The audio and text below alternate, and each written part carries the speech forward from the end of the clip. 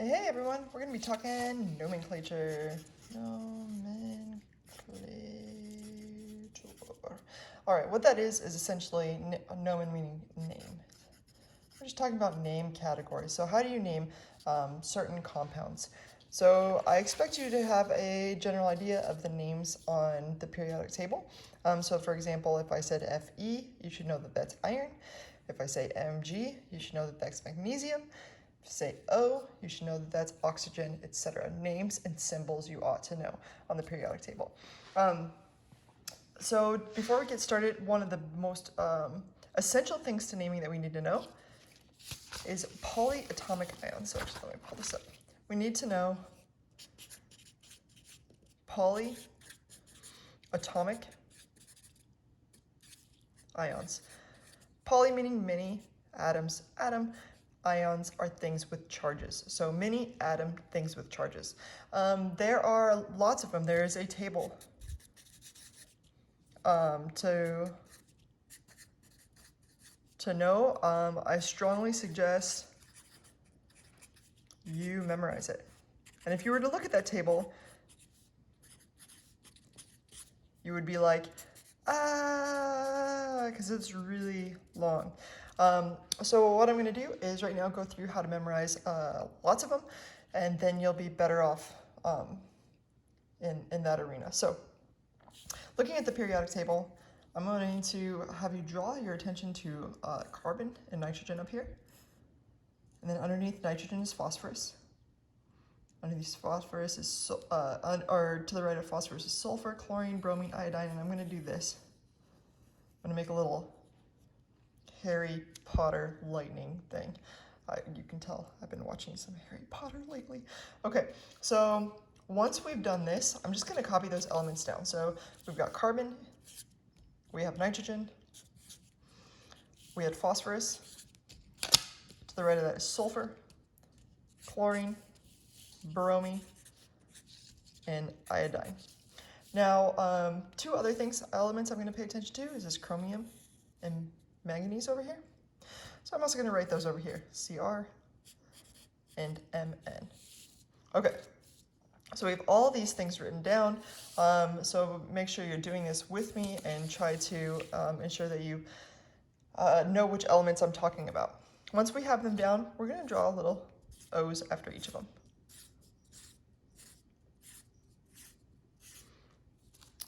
After we've drawn O's, I want you to remember the following numbers. All these from the periodic table get 3, except for, hey, PS, postscript, PlayStation, 4. These guys get 4. And then these over here also get 4. All right, now we're going to do charges because they're polyatomic ions. This, if we look at this in terms of this being a row, this has a -2, so, or this is 2, so things in this row, 1, 2, so this is 2 minus, 1 minus. Let me do a better job clarifying that. This over here has 3 things, 1, 2, 3. So I'm going to start with 3 minus, 2 minus, 1 minus. This one over here only has 1, 1 minus. This one over here only has 1, 1 minus. And these weird ones over here had 2, 2 minus, 1 minus. Now you have just, whether or not you know it, you have just written these polyatomic ions, and you know the 8, with the exception of this one. What I mean by that, you know polyatomic ions that end in 8. There are 2 endings. There's going to be 8 or ite. Let me go over these. This is carbonate, nitrate, phosphate, sulfate, chlorate, bromate, iodate. This over here is chromate. Remember how I said this one's kind of weird? This is actually permanganate. So it starts with a per. And anyways, this is just the best way that I could come up with. I've never seen this done before, but this is how I put it together and could find a pattern to help you guys out. All right, so make sure you go over this and watch it a few times and make sure you get to know your eights. The cool thing is once you know your eights, you also know your ites, and your ites only really apply for these ones right here. And what I mean by that is our ites, let's go ahead and write them down here. We're going to start with nitrogen, phosphorus, sulfur, chlorine, bromine, and iodine. We'll do the same thing, O, O, O, O, O, O. The same charges. This was 1 minus, this is 3 minus, 2 minus, 1 minus. This one was a 1 minus, and this one was a 1 minus. And then the number of oxygens is going to be just 1 less than these. So if you remember, we had 3, 3, 3, 3, 4, 4. Guess what? 1 less is going to be 2, 2, 2, 2, and then 3, 3. These are our ites. Ites are 1 less than our eights. 1 less oxygen than our eights. So PO3 negative is called phosphite. This one's nitrite, sulfite, chlorite, bromite, iodite. Cool? All right, so there's still one more thing I kind of want to go over. Really, I guess it's 2. Once you have something like chlorate, so if you remember, chlorate, we drew a Cl, we drew an O, then it had 3 oxygens, there was only one, it was the last one over here, so it's got a -1. This we called chlorate. We know how to draw chlorite without having to go through that process because we know chlorite must be 1 less oxygen than chlorate. This had 3 oxygens, so this must be 2 oxygens. Now, if you're hypoglycemic, you have low blood sugar. Hypo means less or lower. So hypochlorite is going to have 1 less oxygen. It's going to be ClO negative. It's just 1 oxygen, and we don't write the 1 in chemistry. The difference between being hypoglycemic and hyperglycemic is hyper means you have more blood sugar, right, or a high blood sugar. So instead of chlorate, we would call it, you would call it hyperchlorate, but they get rid of the hype in chemistry, so it's just perchlorate. Perchlorate is ClO4 negative. And once we have these down, keep in mind this is ite, this is ate. We want to know that that's per and that's hypo. And once you notice this pattern, that same pattern works for bromate and iodate. So for example, per iodate is going to have one more oxygen than the iodate did. So this would be iodate. And this would be per iodate. And that thing, same thing works for bromate, etc.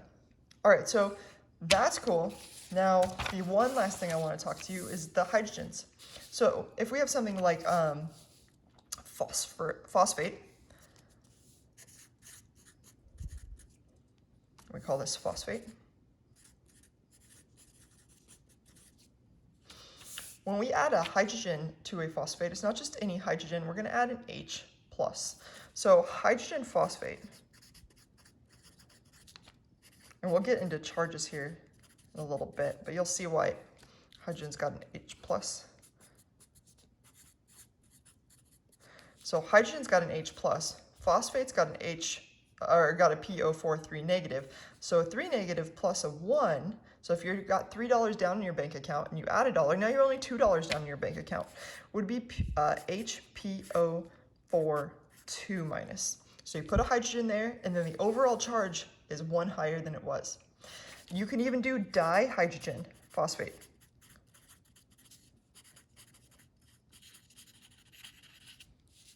Dihydrogen would be you're adding 2 H+, so I'm just going to draw it out like this, H+, and a PO4 negative. If you had 2 hydrogens, then we get H2 PO4 negative. And so the same thing works with sulfate. You can do hydrogen sulfate. Sulfate is SO4 2 negative. And hydrogen sulfate, which is also sometimes called bisulfate, would be HSO4 negative. So, so pay attention to that pattern. Now, oftentimes the question, if I'm in class, a lot of people will say, well, what if you add 3 hydrogens? If you added 3 hydrogens, that would be H3PO4, but you would have no charge. It would no longer be an ion. And remember, we're talking about polyatomic ions, things with charges. Okay, once we have these polyatomic ions relatively down, it will allow us to do a lot more. Let's go over here. Okay, so there's some common vocabulary you're going to have to know. Ionic compounds are made up of a metal and nonmetal. Covalent compounds are nonmetals only. Acids, they start with an H and they are dissolved in water, they're aqueous. And then polyatomic ions, we have just covered, they're mini atom ions. So on the periodic table, there is this stair stepper. It goes down like this. And we have these guys here that are semi-metals. We're not really going to talk about them in naming. But what we will talk about is to recognize that things under the stair stepper are metals. So things under and to the left of the stair stepper are metals, leaving this stuff right here as nonmetals. Now you'll recognize hydrogen on some periodic tables is over here. It's over here because of its charge, but hydrogen is a nonmetal. So hydrogen is a nonmetal and all this other stuff over here is nonmetal. So when we talk about ionic compounds, it says what's an ionic compound would be something from a category over here and something from a category over here. And when you put them together, you get an ionic compound. All right. So let's go ahead and start with ionic naming. So the charges of many ions depend on where they are in the periodic table. So things in the first column I already told you would be a 1 plus charge. We talk about why in other lectures, but essentially it has 1 valence electron to give off. These guys have 2 valence electrons to give off. They'll be 2 plus. These are transition metals. We don't know their charges with the exception of a few that I'll go over here. But this column right here is a 3 plus. This column right here would be 4 plus or minus, and in fact, it's not the entire column, just these things above the stair stepper. Over here, now we've got 3 electrons that we can take on, so that's got a 3 minus charge when it's in a compound, 2 minus charge when it's in an ionic compound, 1 minus charge, and 0. So let me say that quickly because then you'll see the pattern. 1 plus, 2 plus, 3 plus, 4 plus or minus, so that's kind of the peak, and then it goes down 3 minus, 2 minus, 1 minus, 0. These have 0 charge because they've got 8 valence electrons. They're totally happy. They don't need to do anything. All right, so the other thing I wanted to talk to you about is these that we do know the charges of, and there's a nice little pattern here. Aluminum, gallium, and indium, I never realized this spells gain, are algane. These all have a 3 plus charge when they're in an ionic compound. There's 3 of them, they have a 3 plus charge. Check it out, right next to them is zinc and cadmium. There's 2 of them. These guys always have a 2 plus charge. Finally, there's silver. There's only 1 of them. This has a 1 plus charge when it's an ionic compound. All the other ones you don't know. So this triangle right here, that beautiful little triangle, 3, 2, 1, you know those charges. Everything in this one, you know their charges. Everything in this column, you know their charges. All the other metals, all the stuff down here, all the Shazams over here, you don't know their charges. Only first column, second column, and then boom, boom. All right? All right. Okay, so ionic naming, it says, follow along. So which will the charge be when it's in an ionic compound? So this first one, beryllium, Be. That's going to be a 2 plus charge because it's in the second column. Sodium, Na. Nah, it's in the first column. It's going to be a 1 plus charge. Magnesium, Mg, 2 plus. Oxygen right here, it's in the 2 minus column. Chlorine right here, it's in the 1 minus column. Tin, we don't know. Cool. All right. Tin, by the way, is right here. It's a sin if you don't know tin. And you want to be really careful because you want to say that it's 4 plus or minus, but the truth is you don't know because it's underneath this stair stepper. Okay, now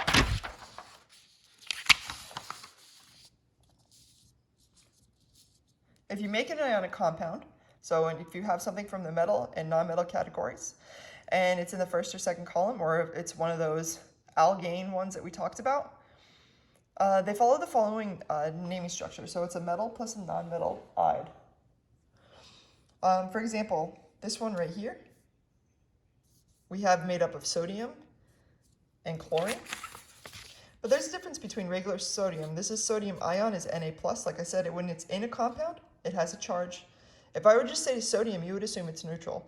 But I'm talking about an ionic compound. Ionic telling you things have charges. So here we have a sodium plus, Na+. And chlorine would be that, but chloride would be when we have a 1 minus charge. So this is why they have a 1 to 1, and this would be sodium chloride.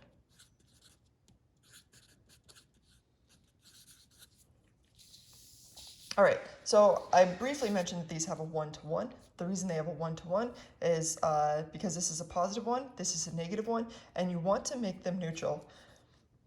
You want charges to cancel. And you can multiply the metal by whatever you need to. You can multiply the non-metal by whatever you need to. You can find a common factor and multiply them both by whatever you need to. Whatever this situation is, you're able to multiply many things by many things in order to get the charges to cancel. But you do want them to be the most reduced formula. So for example, if you'd gotten Na3Cl3, that's not the most reduced formula. You want it to be its empirical formula, which we've talked about in other chapters. So you would divide that by 3 and divide that by 3, and you get NaCl. All right, so what is the formula for magnesium chloride? Well, magnesium, we know it's in the second column. It's got a 2 plus charge. Chloride is over here.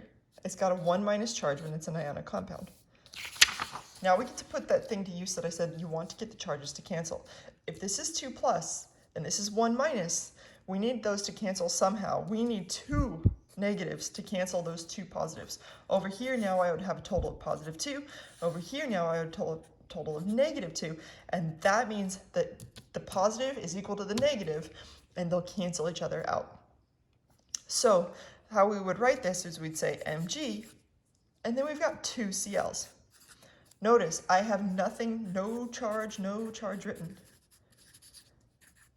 I don't have to have a charge written because my charges have canceled if I've done it appropriately. If I haven't done it appropriately, you'd have a leftover charge and it would be wrong anyways. So no charge needs to be written for these ionic compounds. All right, aluminum chloride. Aluminum is one of our alkanes. It's 3 plus. Chloride, again, we know it's Cl negative. And we need these charges to cancel. Well, we already have 3 positives. So in order to cancel 3 positives, we need 3 negatives. In other words, we would multiply that by 3. Aluminum chloride would be AlCl3. We need 3 negatives to cancel out the 3 positives. What is the formula for beryllium oxide? Beryllium is in the second column, right there. Beryllium has a 2 plus charge again because it's in the second column. Oxide is telling us we're talking about oxygen over here. It has a 2 negative charge. How many do you need of each? We got 2 positives, you got 2 negatives, you just need 1 of each, and BeO is your answer. Now, many of you were taught in high school or maybe in other college chemistries to do the this thing with the charges. I'm not even going to explain what the this thing is. If you do it, you know that you do it. I strongly suggest you don't do that. And the reason why is you're going to eventually have to break these apart, and you're going to have to understand their charges. If I were to ask you to break this apart, would you know the charges doing the crisscross? And the answer is no, you wouldn't. So make sure you're trying to pay attention to why you're getting this as an overall compound.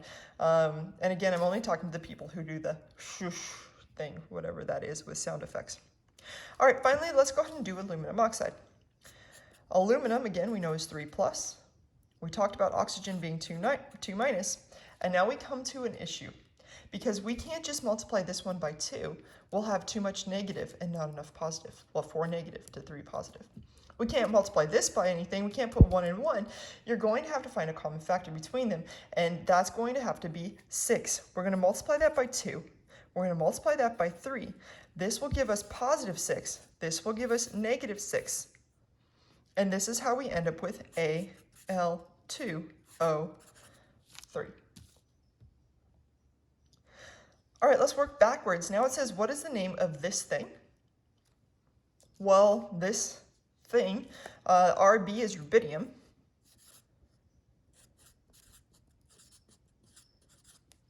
S, an ionic compound, so I should recognize, maybe I should have written this. When something asks you for the name, because we're going to get into many things, the first thing you should see is what it's made of. This right here is a metal. How do I know it's a metal? Because it's over here. It's underneath the stair stepper and to the right, it's right there. This right here is a non-metal. And that's how I know it's an ionic compound. That makes it really simple. If I know the charge of this metal, which I do, I know that it's +1 because it's in the first column, I can just say rubidium sulfide. Now, one thing that a lot of people want to do is use di, tri, tetra, etc. We haven't even gotten into that. We don't use that. In ionic compounds, you never use that. So if it's a metal, no prefixes. So if it's got a metal, if it's an ionic compound, you're never going to be using prefixes. This is just rubidium sulfide. Well, how the heck do you know that it's got 2 rubidiums then? Well, we just learned why up here, but let's work backwards. Rubidium, again, has a +1 charge. Sulfide is in the 6th column. It's got a 2 negative charge. Let me go ahead and show you right here. It's got a 2 negative charge. And so the only way we can put these two together is if we have 2 positives to cancel out those 2 negatives. And Rb2S is the only answer that works. This is rubidium sulfide. No dis, tris, tetras, etc. None of that's even needed because the charges dictate how many of each thing you're going to have.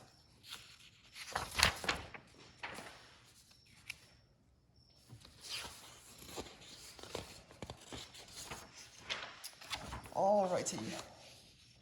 So let's add some polyatomic ions into it.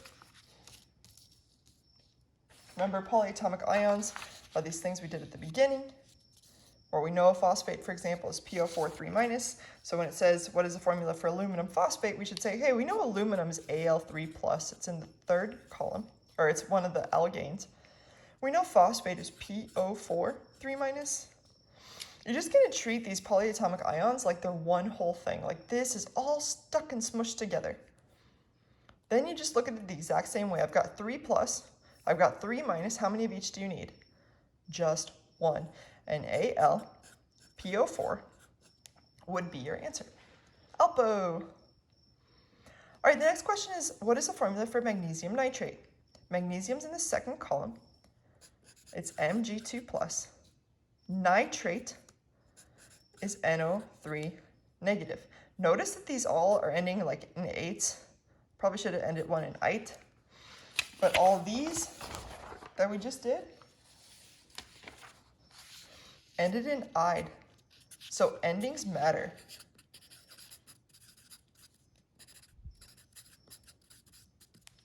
So when we get over here, if it ends with 8 or ite,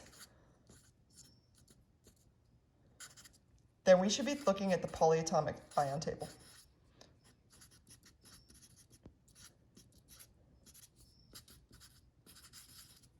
or as I like to call it in my classes, polyatomic ion table, PIT, the pit of despair. The pits.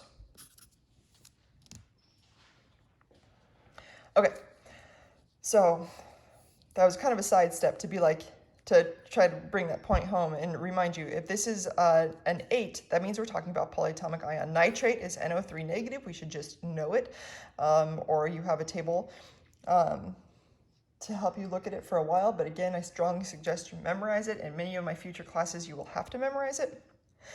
And now we can just look at this thing as one whole thing. We got 2 positive, we need 2 negative.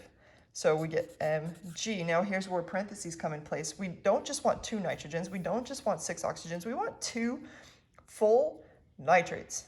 Well, how we dictate that we have 2 full nitrates is to put the nitrate in parentheses and put a 2 on the outside that says, hey, you got 2 of these things in parentheses. So what this would really look like if you were to break this down would be like an Mg2 plus and 2 nitrates hanging out. Notice a positive and 2 negatives equals 0, and our overall charge is 0. So this is magnesium nitrate. What's the formula for aluminum sulfate? Well, aluminum is Al3 plus. Sulfate is SO4 2 negative. Hey, we've got a 3 plus 2 minus kind of a situation again.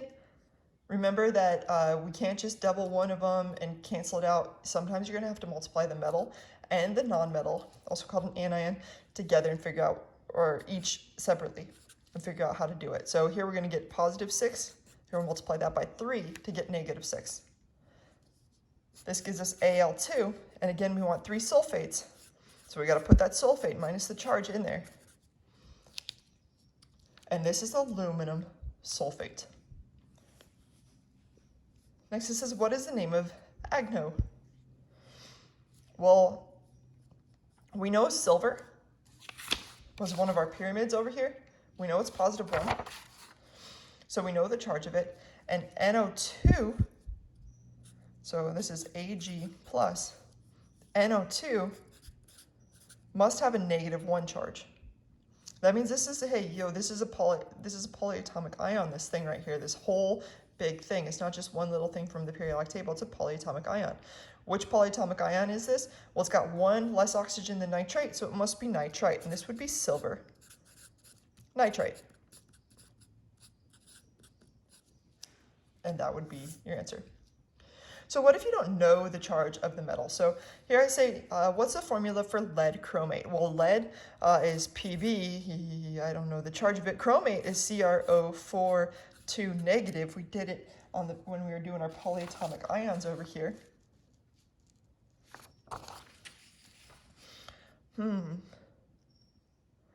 But what if lead is only a +1 charge? Or what if lead is a 2 plus charge? What if lead's a 3 plus charge or a 4 plus charge? I don't know. You don't know the charge of lead, you can't do this. Let me remind you where lead is. Lead is here, and it's under the stair stepper, so you don't know it. Okay, well, shoot. It's cool because we have Roman numerals, and these Roman numerals actually tell you the charge of the metal. So to remind you of Roman numerals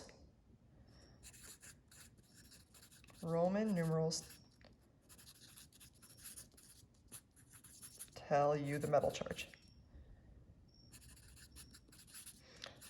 Now, a common question right now is, will the metal charge always be positive, or when is it negative? It's always going to be positive because it's always going to be the cation ion. It's always, and cats are positive. Cats are positive.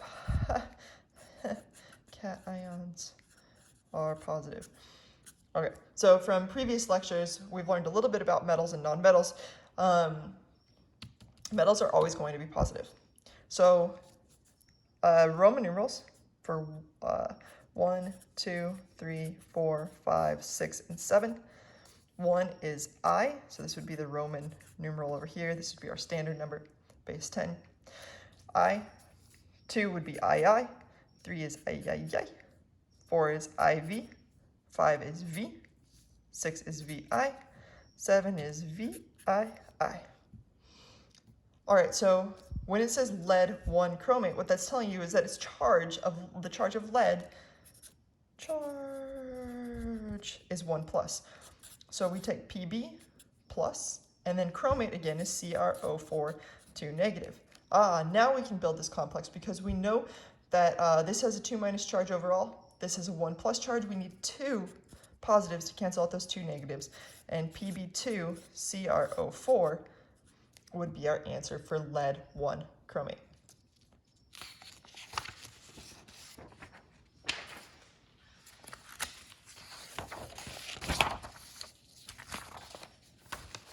All right, to make sure that we're fully understanding, it says, what is the formula for lead 2 chromate?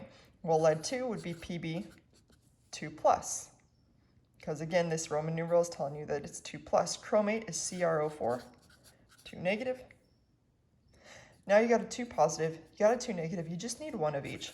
And Pb CrO4 would be lead 2 chromate.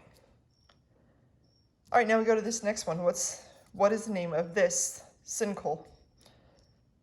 All right, well, we know that Sn is 10, but let's break it apart and look at charges first, and then we can figure it out. So here we have Sn, we don't know the charge, but we do know that we have 2 chlorides. Chloride is Cl negative. We got 2 of them, right? And we know that it's -1 because of where it's at in the periodic table. So if these have an overall charge of 2 negative, this has to have an overall charge of 2 positive to cancel it out. And that's how we know that this is 10, 2 chloride. All right, what is the name of typo? All right, so we know that this PO4 is phosphate. It has a 3 minus charge. We got some Ti. We need to know the charge of this, but if this is 3 negative, that means this had to have been 3 positive in order for these to have been this neutral compound right here. And that's why this would be titanium 3 phosphate.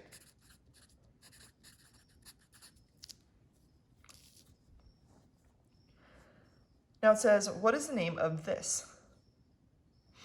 All right, so you look at sodium and you're like, okay, sodium is Na plus. Hey, wait a second, sodium's Na plus. You know the charge.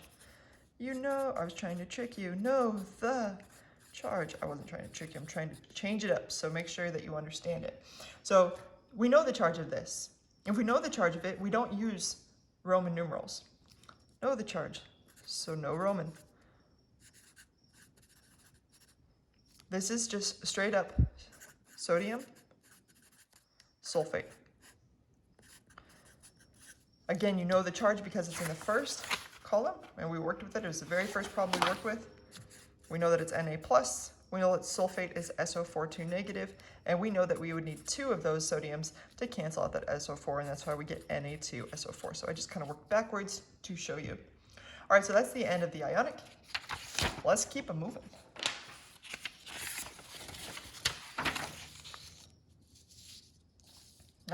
The part you finally want.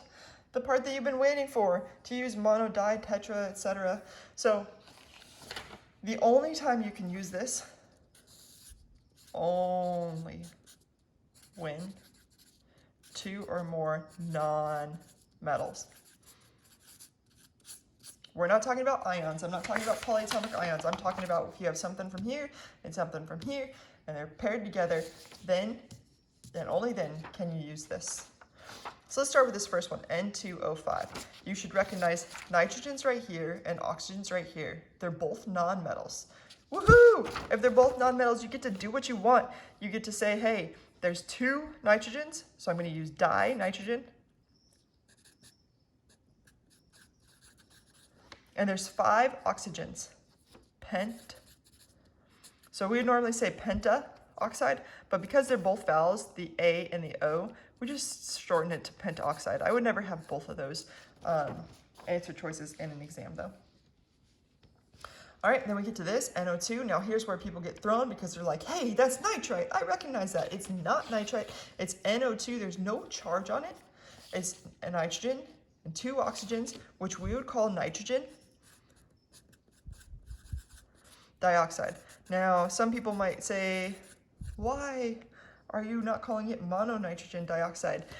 We don't start with mono. It's the one rule for this stuff.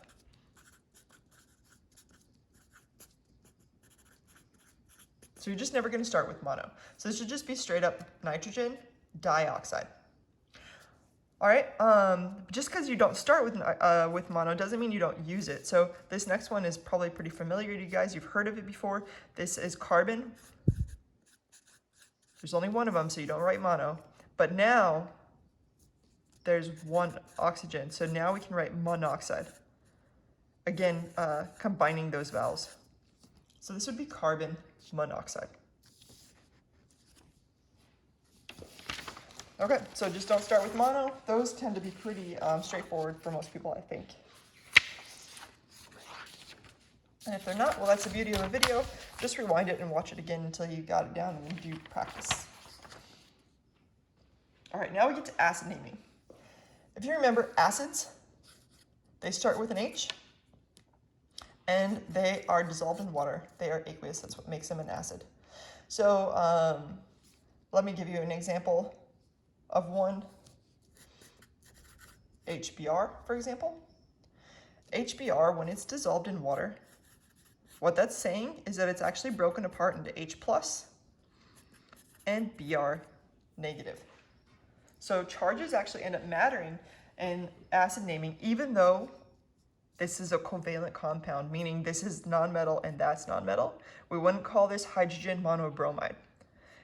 Check to make sure that it's aqueous, check to make sure that it starts with H, and then you know that it's an acid.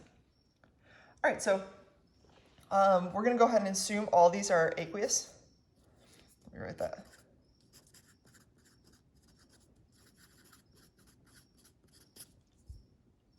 And then we can continue. So it says, what is the name of HF? I told you it's going to be hydroblankic acid. My guess is you've already got this down. This is hydrofluoric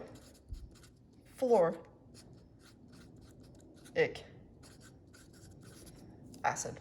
HF would be hydrofluoric acid. It's the same stuff used in Breaking Bad to dissolve bodies, which actually doesn't work as well as the movie or the show would make you think that it does. All right, so another thing to think about is if I were to give you hydrofluoric acid and ask you to draw it, again, we have to think about charges. Notice how we have a positive one and a negative one and they cancel. So hydrofluoric acid, the acid part actually tells you that it's got an H plus. The hydro has nothing to do with anything except for it tells you it's not a polyatomic ion, and we'll get into that in the next section. Okay, so we got an H plus for the acid. Fluoride is right here. It's in the 7th column, so it's got a -1 charge.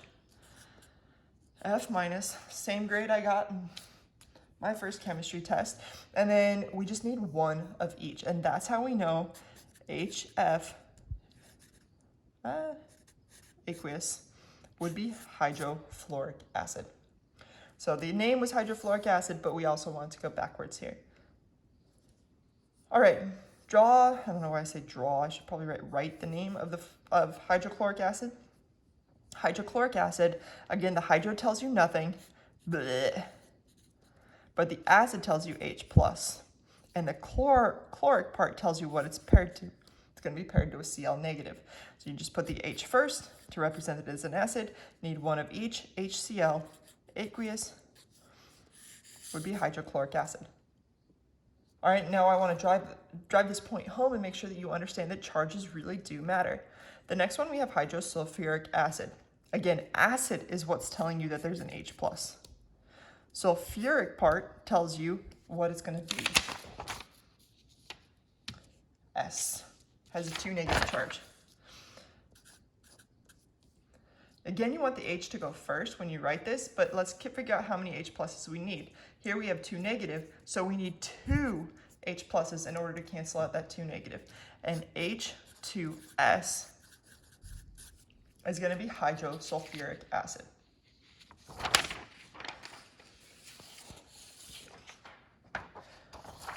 All right. Now we get to oxyacids. Oxyacids are what you think they'd be. They have oxygen in them. And the things that we know that have oxygen in them are our polyatomic ions. Notice the very first thing we did to all of these was add oxygen. So there are two endings. It will be either ic acid or us acid, but none of them start with hydro. Notice the hydro was simple.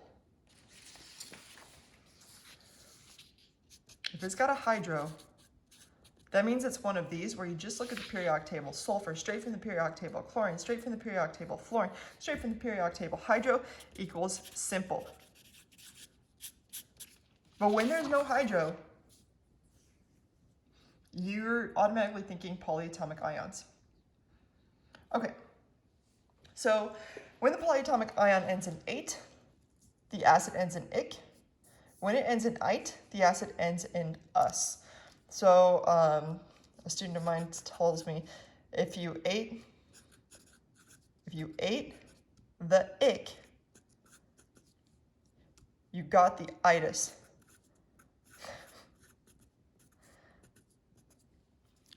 All right, so if you ate the ic, you got the itis. Don't get the itis. The itis is going to make you sick. So don't eat the ic. All right, so ate ic, ite us. Ates become ic, ite becomes us. And you should recognize the polyatomic ion only ends in ates and ites, right? So all the things ending in ate will become ic when you make them an acid. All the things ending in ite will become us when you make them an acid. Right? All right. This one, first thing we should recognize, it's got H plus. We're going to assume aqueous. All these are aqueous because we're talking about acids, so probably just didn't put aqueous on everything. Okay, so this starts with an H and it's bound to something. What is it bound to? What is this CO3 thing? That's carbonate, because we know H plus, that there's two of them, so we have a 2 plus charge. So that means the CO3 must have a 2 negative charge. This is carbonate. Not only is it carbonate, it's an acid because you got this H plus. So you want to say it's carbonate acid, but again, anytime you're naming it, you got to change the ate to ic. And this is carbonic acid, carbonic acid. All right, let's go back. This way here we say nitric acid. If it's ic, that means it was originally an ate. So it wants you to draw the acid from nitrate. Well, it's an acid, so you're talking about H plus. And nitrate is NO3 negative. You just need one of each. HNO3 is going to be your answer. This next one, what's nitrous acid? Well, us tells you it was originally from ite. So it's actually asking about an acid made of nitrite. Don't forget that it's an acid, otherwise you'll forget the H plus part. Nitrite is NO2 negative, and you only need one H plus to cancel out that one negative, and HNO2. Let's have it. HNO2 is going to be your answer. Finally, we get to H3PO4. We should recognize it's starting with an H. H plus, we got 3 of them. We got this PO4. If we got 3 of these, this must mean this is 3 negative. We should recognize this is phosphate.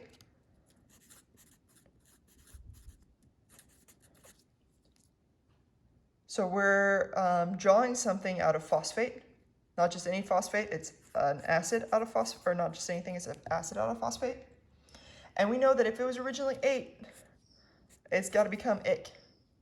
But it's not phosphic acid, because that sounds really weird. Instead, they name it phosphoric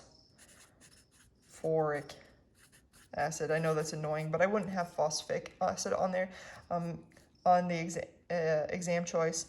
I just wanted to show you that that's what you end up getting. And finally, phosphorus acid. Phosphorus acid, this us means it's originally coming from an ite, right? So this means it's coming from a phosphite. Phosphite is going to have one less oxygen than phosphate. So it's going to be PO3, 3 minus. This is phosphite. How many H pluses do you need to cancel out that 3 negative? You need 3. And this is how we get H3, PO3 as our answer for phosphorus acid. All right, let's go ahead and do this final naming quiz, see how we're feeling.